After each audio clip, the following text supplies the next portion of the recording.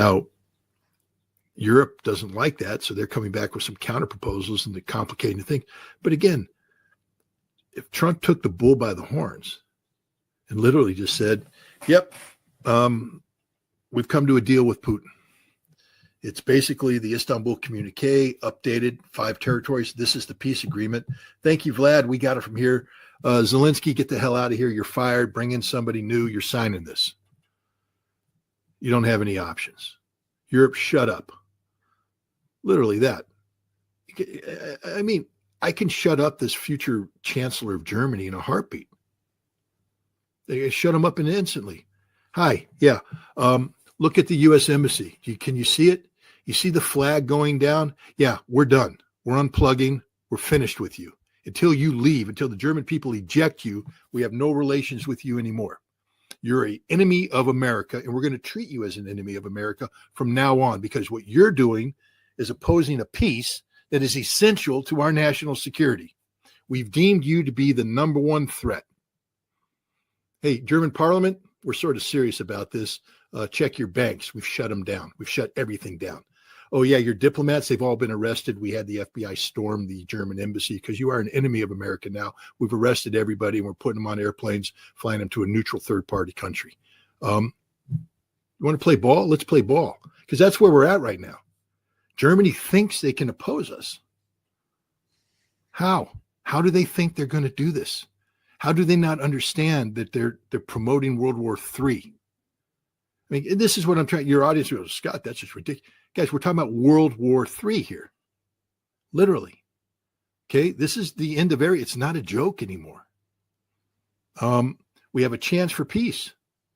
The treaty's already been written, agreed to by the Ukrainians once, updated now to reflect current reality. A simple update. Ukraine's lost those territories. They're never going to get them back.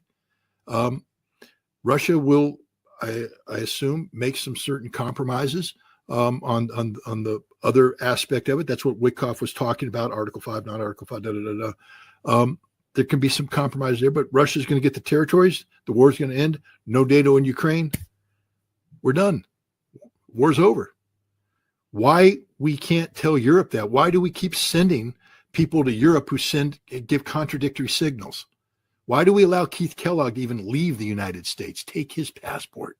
Trust me, guys, it works. You take their passport, they can't travel. I know. And so, shut it down if you don't like what they're doing. Tell Hegseth to stop traveling and shut up. I don't want to hear another word out of your mouth, Pete, except the following. Our policy is peace. Go to Ramstein and tell them, we're done. Shut it down. Ramstein belongs to us. It's a joint base. All you foreigners, get off of it. Germany, we occupy. I want to remind you, we beat you in World War II. We're still an occupying power.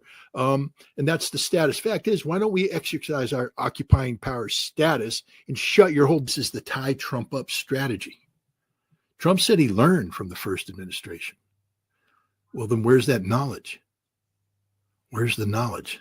You got to shut it down, boss, or else the same thing's going to happen. You're going to get so tangled up, not just by the Europeans and the Ukrainians, but by the traitors in your own ranks, the Pompeos, the incompetent people in your ranks, the Hegseths, Waltz, the fact that you surrounded yourself with neoconservatives who don't want anything that you're trying to accomplish.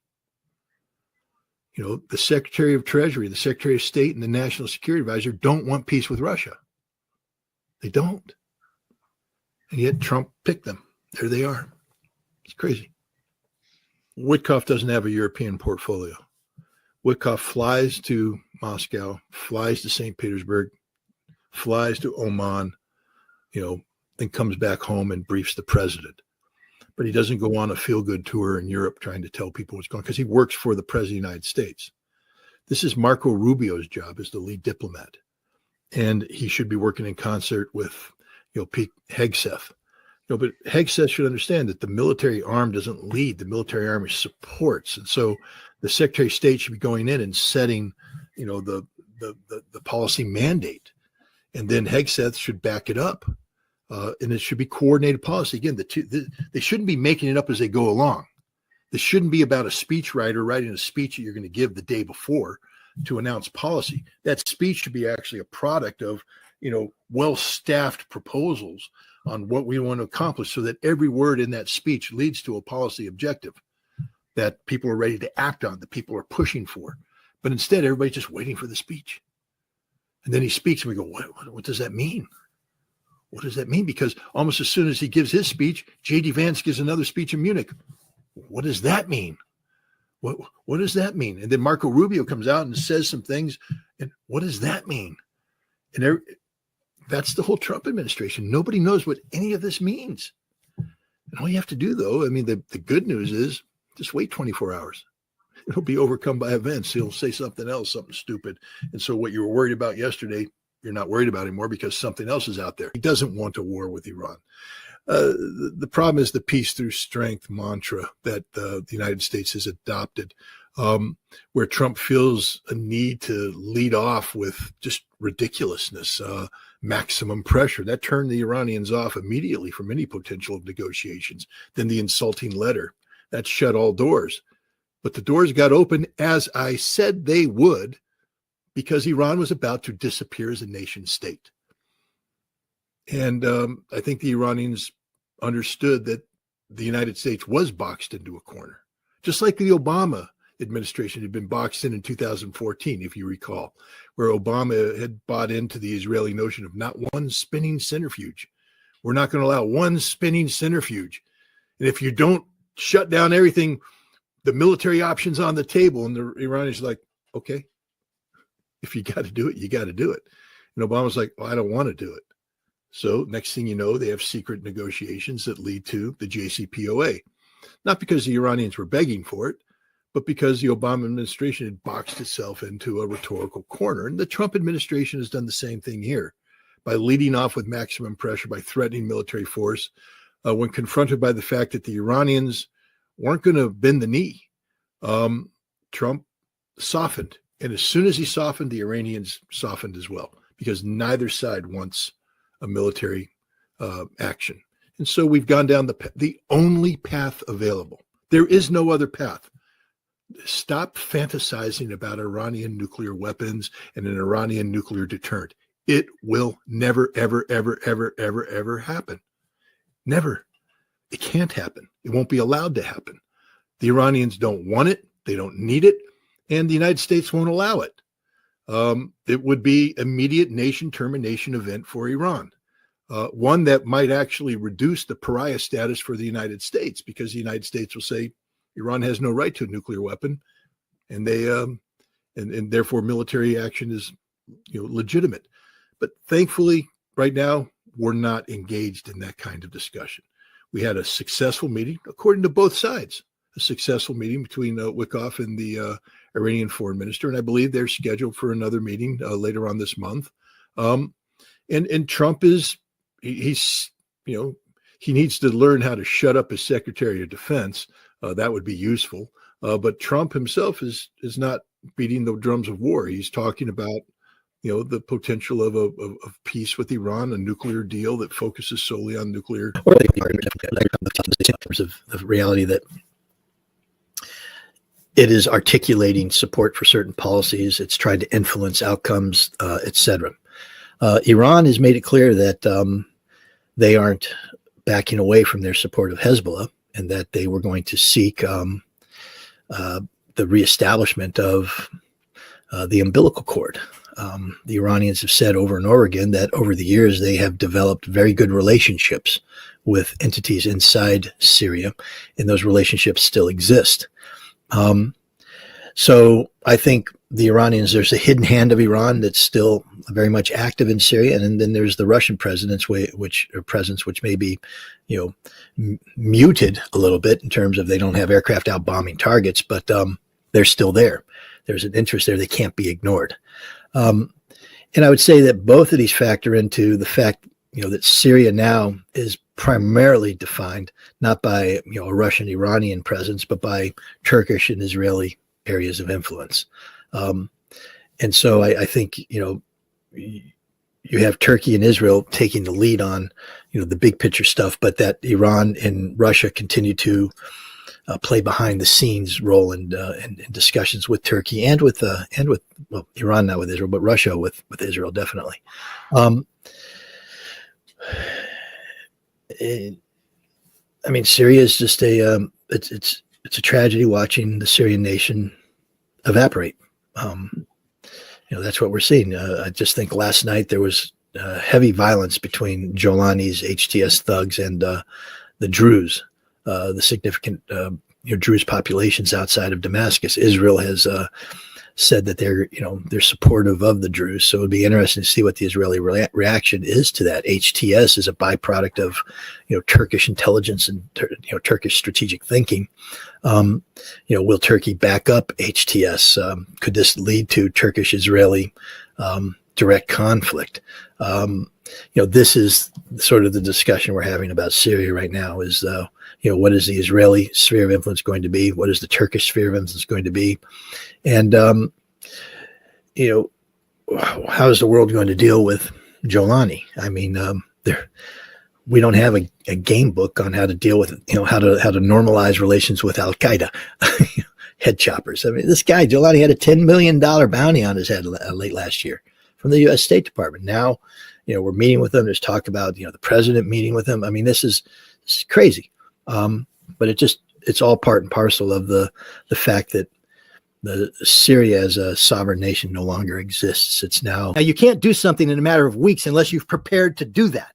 So why do you need to attack Iran to convince them to go after nuclear? Because bombs? Iran has become a nuclear weapons threshold state. That is a statement of fact.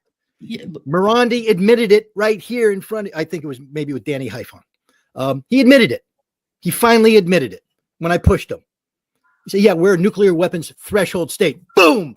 You just condemned yourself because you're not allowed to be a nuclear weapons threshold state, especially in a world where you have Benjamin Netanyahu in the United States looking for any excuse to shut down your program.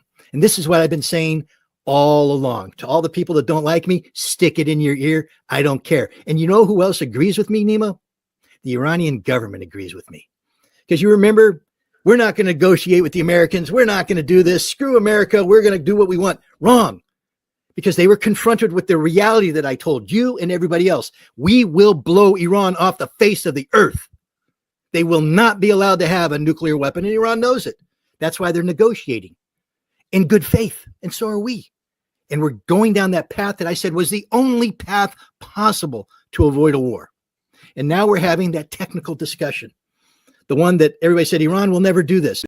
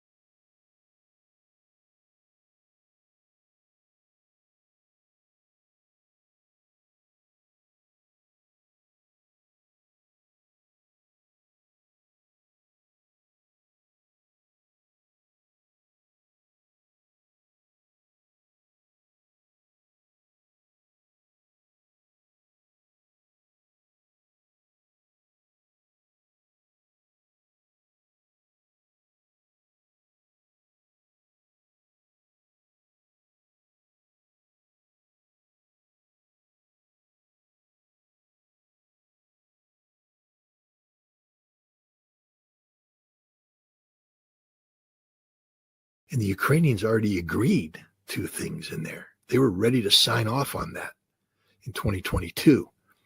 All Putin said is that there are new realities. What are those new realities? The 5 territories. Those are the new realities.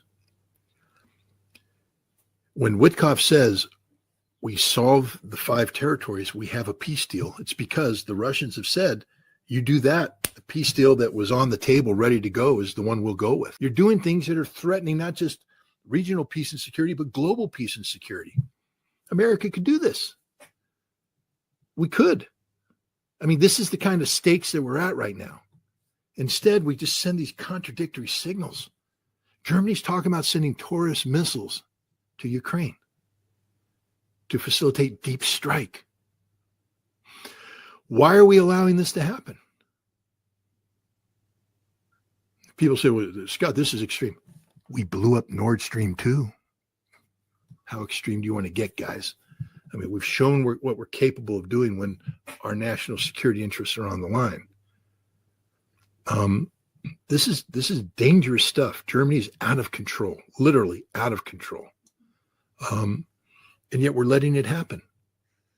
We should tell the French the same thing. No, you're not putting any troops in in Ukraine. We won't tolerate it. Go to the Romanians and say, shut the French bases down now.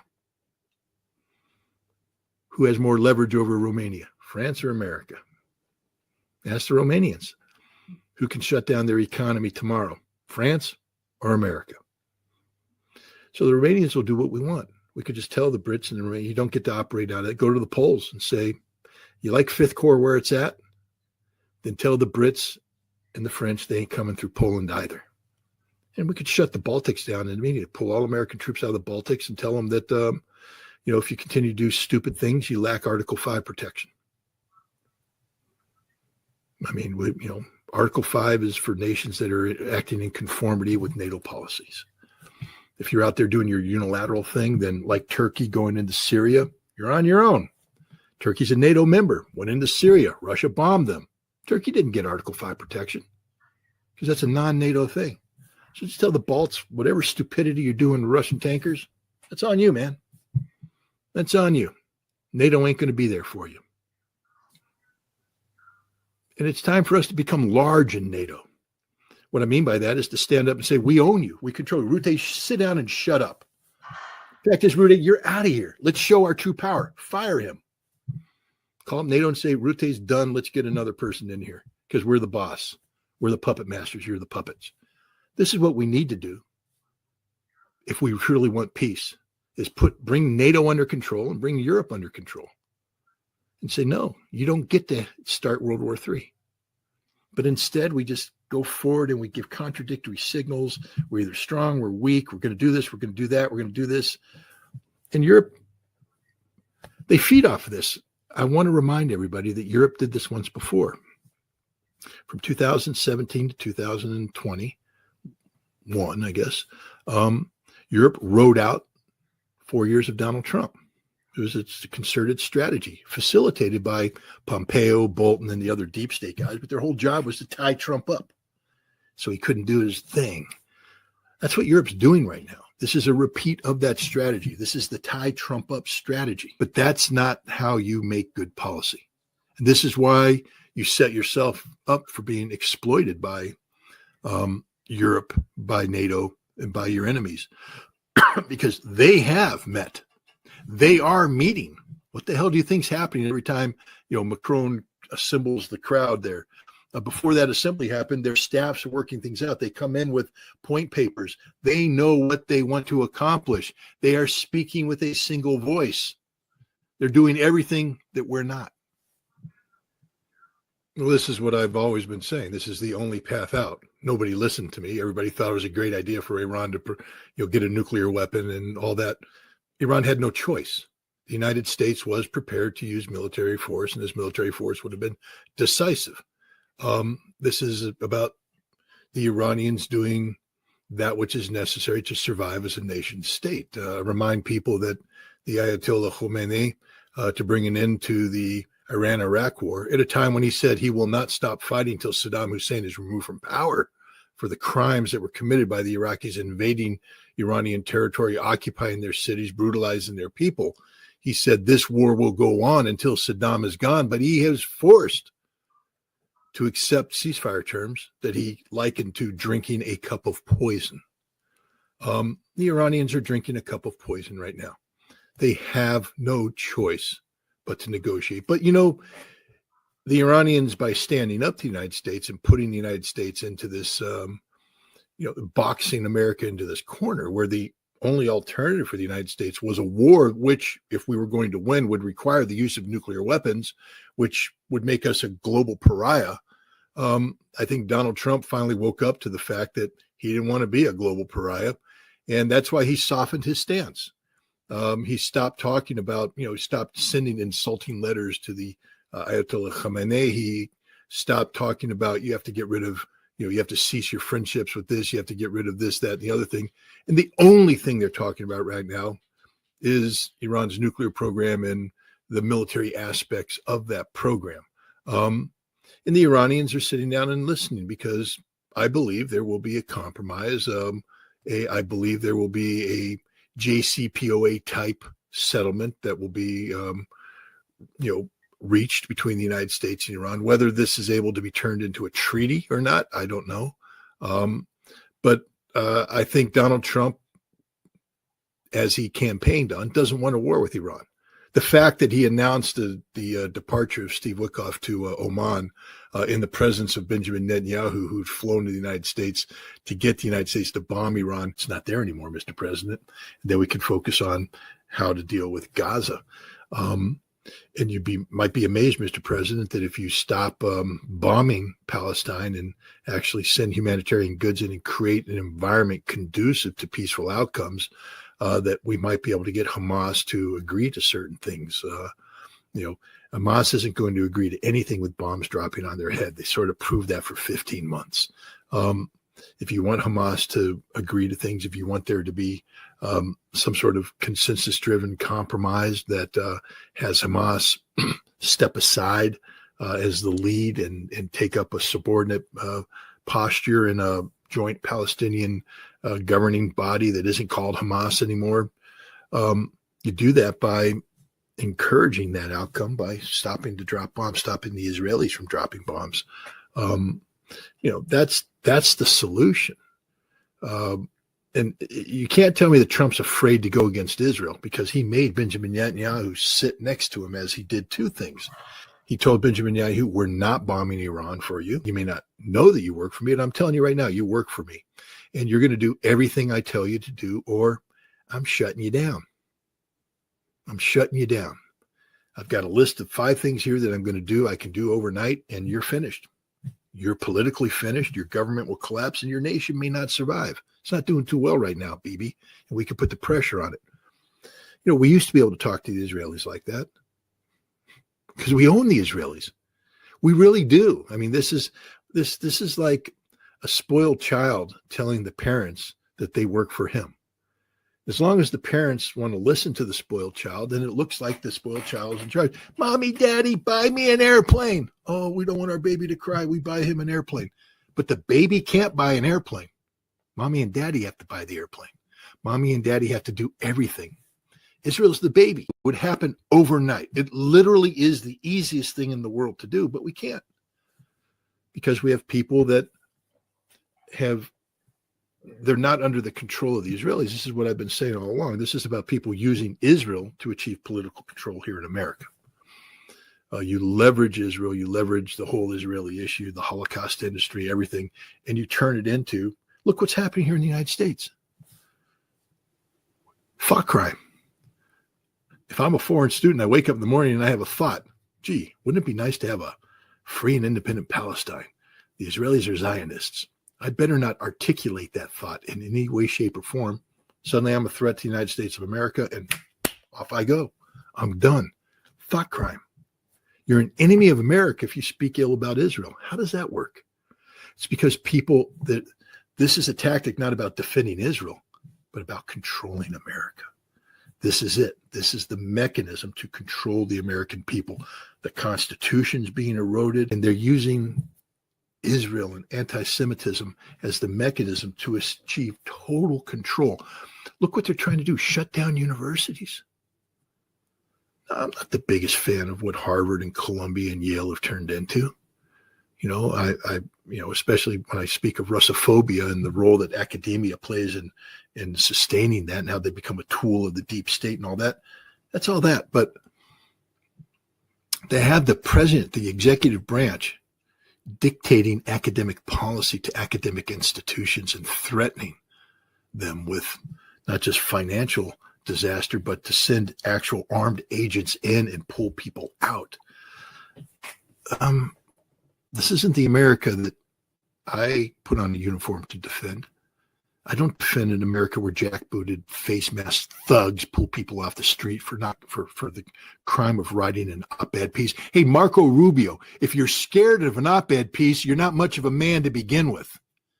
In the battle of ideas, when people have the courage to put their ideas out there, we've never faced a threat like this.